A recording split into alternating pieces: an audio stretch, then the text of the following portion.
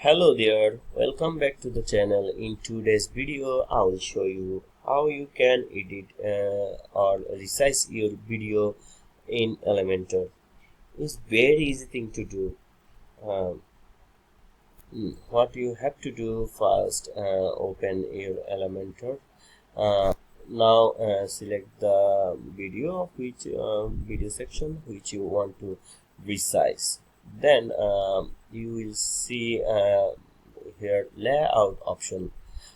Then from here you can content with boxed. Now you can adjust the bar with from the here, and it will be resize. For example, see here it's in 0, and if you set in 612, it will be bigger than before. Then that's how you can resize a video in your WordPress Elementor. So that's it. If you found this video helpful, don't forget to give a like.